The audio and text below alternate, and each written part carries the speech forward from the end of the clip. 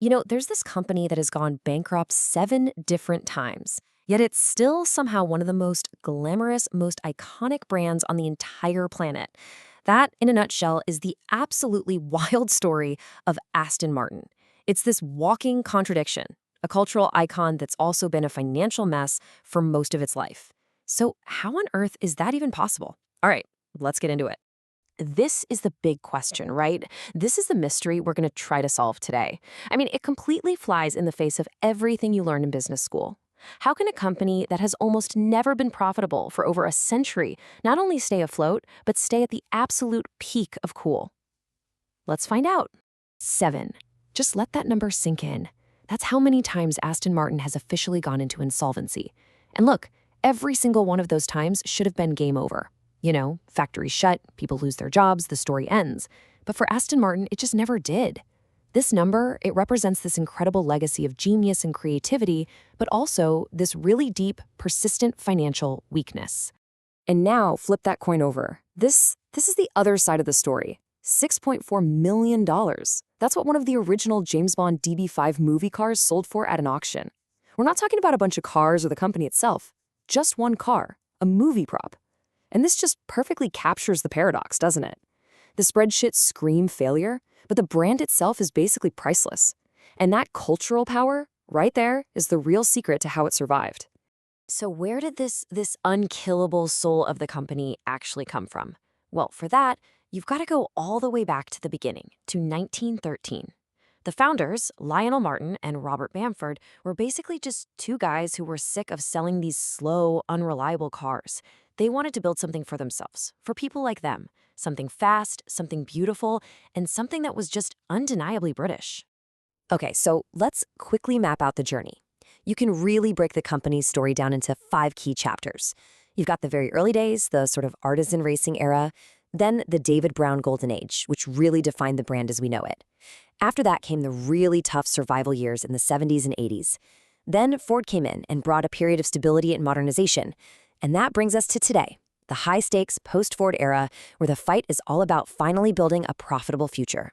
Now, what's just wild about this quote is that it's from the company's founding mission back in 1913, but it could have been written for a press release yesterday, right?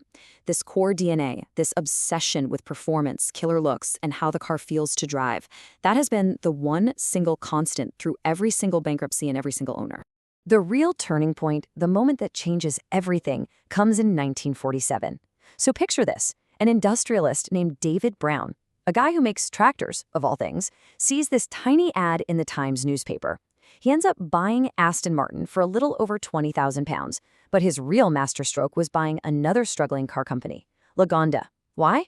Well, because Lagonda came with this incredible engine designed by W.O. Bentley himself. That engine became the heart of the legendary DB cars, and, well, the rest is history. And that, of course, brings us to what is probably the single most important event in the entire commercial history of Aston Martin. And it wasn't a new car, it wasn't a big race win, it was a movie. The second that a DB5, loaded with gadgets, showed up on screen in the 1964 film Goldfinger, Aston Martin's destiny was sealed forever. This is what I like to call the brand paradox. For Aston Martin, the name itself, the idea of Aston Martin, what it represents, cool, sophisticated, British spy stuff, it became more valuable than the actual company making the cars. The business could fail over and over, but the brand was just too cool, too powerful to let die. Every time disaster struck, a buyer would show up, not because they wanted the factories, but because they wanted to own that name and the incredible story that came with it. And the financial power of this is just staggering. We already saw that $6.4 million auction price. But get this, in 2020, Aston Martin actually built 25 brand new continuation DB5s. And I mean brand new, complete with all the Bond gadgets. They sold for nearly £3 million a piece. And they were all sold before a single one was even built. That's an entire product line based on a movie that's more than half a century old. So fast forward to today. How does this legendary brand finally take that incredible story and turn it into actual sustainable profit in the 21st century? That's the huge challenge for the company's current leadership. And their strategy, well, it's the most radical change the company has ever made in its entire history. For about 100 years, the model was pretty simple. Build stunning, low-volume, two-door sports cars, and then just kind of cross your fingers and hope for the best. The new strategy, they threw that old playbook right out the window. Now, it's all about three things: an SUV to drive the sales numbers, a Formula One team for massive global marketing, and a serious plan for an electric future to stay in the game. And here's the absolute anchor of that new strategy. They basically followed the playbook from companies like Porsche and Lamborghini and bet the entire farm on an SUV. The DBX very quickly became the company's bestseller.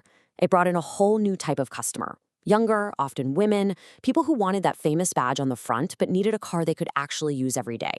It was a massive bet-the-company kind of gamble that absolutely paid off, giving them the cash to keep making the sports cars that are the heart and soul of the brand.